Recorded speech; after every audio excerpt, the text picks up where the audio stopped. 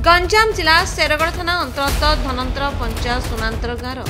निरंजन जेना ओरफ कालिया जेना को बोमा और गुड़ीमाड़ घटन 6 अभियुक्तों को गिरफ्त कर पुलिस। गिरफ अभियुक्तों ठारू 6टी पिस्तल 40टी जीवंत गुड़ी 7टी मैगजीन 7टी मोबाइल सहित गोटे होंडा बाइक जबत कर पुलिस। सूचना था कि गत जुलाई 25 तारिख सन्ध्या शेरगढ़ थाना स्थानांतर ग्रामर कालिया जेना को किसी दुर्बृत्त प्रथमे बोमा फरे गुड़ीमाड़ करते। घटना कालिया जेना गुरुतर आहत होता बेले प्रथमे ब्रह्मपुर एक घरोई मेडिकल पर एमकेसीजी और सेठार विशाखापाटना स्थानांतर कर सेपटे घटना को पुलिस गुरुतर सह नहीं एक स्वतंत्र टीम गठन कर तदंत करथिला। घटना पछरे पूर्व शत्रुता और राजनीतिक शत्रुता थिबा बेले घटना घटाइबाकू अभियुक्त माने 10 लाख टंकार सुपारी डील करथिले बोली जणापड़िछि। एमिति घटना पूर्व अभियुक्त माने 4 लाख टंका अग्रिम आनिथिले। तेबे पुलिस घटना 6 जन को गिरफ्त कर शुक्रवार कोर्ट चालाण करथिबा बेले घटना पछरे एकाधिक अभियुक्त रहितबा नै आसिका एसडीपीओ संतोष जेना सूचना दैछथि।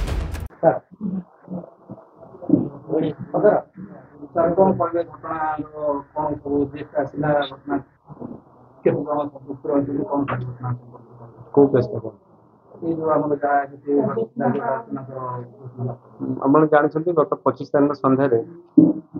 सोनांतर कालिया और निरंजन जेना को किसी अजना दुर्बृत्त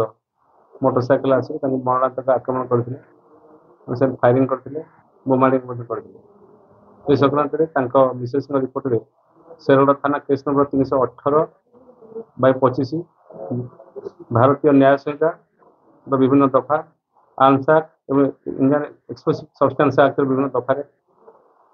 मामला रुजु कराई मामलार तदंत आमर शेरगढ़ थानार सब इन्स्पेक्टर मैडम नहीं तदंत समय जना पड़ा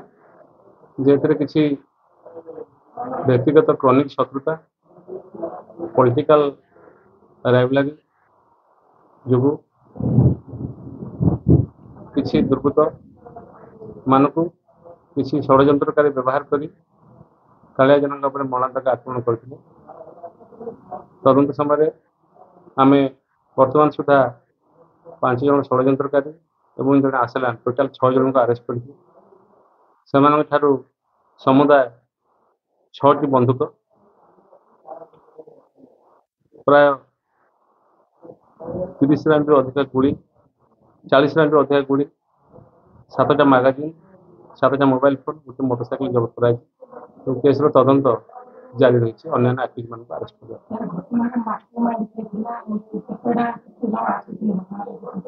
घटना सहित तो आम तदंत जहाँ कहे 3टा मोटरसाइकेल आसी जेहेतु इन्वेस्टिगेशन ऑन अच्छी से संपर्क में बेसिका विश्लेषण किसी करा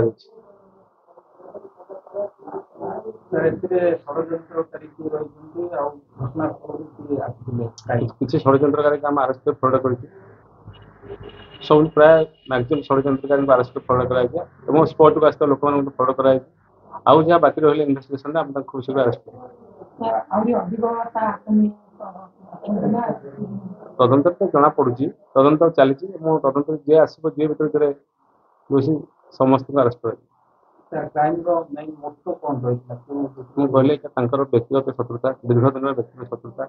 एवं रूपरेख देवाई वर्तमान किसी विरोधी गोष्ठी एक्टिव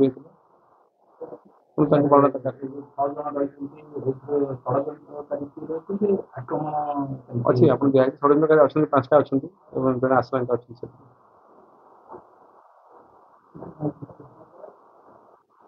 टोटाल पाखापाखि 19 जन ना अजना जेहेतु इन्वेस्टिगेशन ऑन अच्छी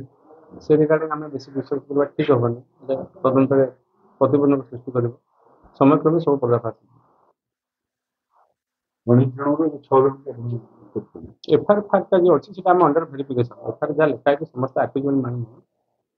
अंडर भेरिफिकेशन एफआईआर बाहर लोक अरेस्ट कराई छाड़ी दिया तदंत चलती तदंत से इनवॉल्वमेंट आसो एक्शन नहीं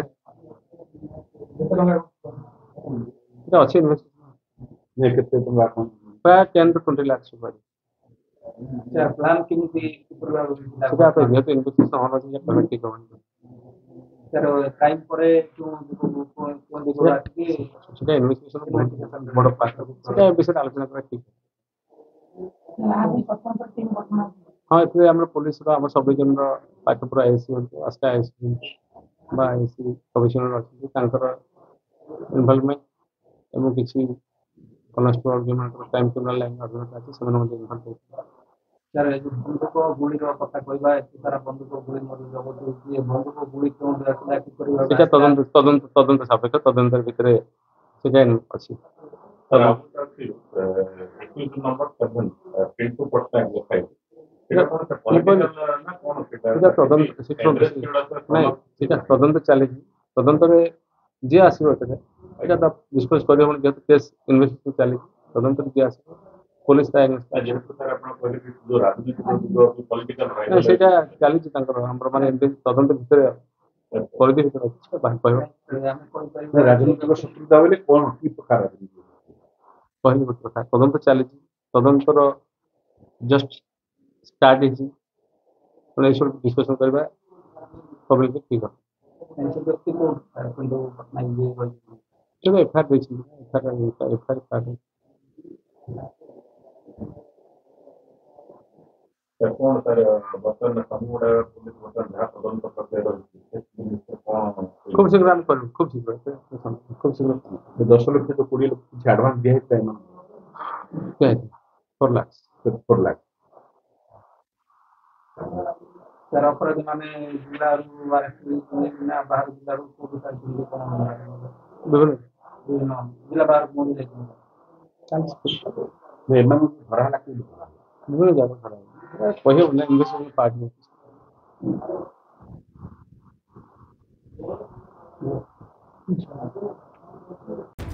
ରଙ୍ଗେଇରୁଣ୍ଡାରୁ କେଏଲ୍ ନିକଟରେଙ୍କ report the Republic Odisha 24 news.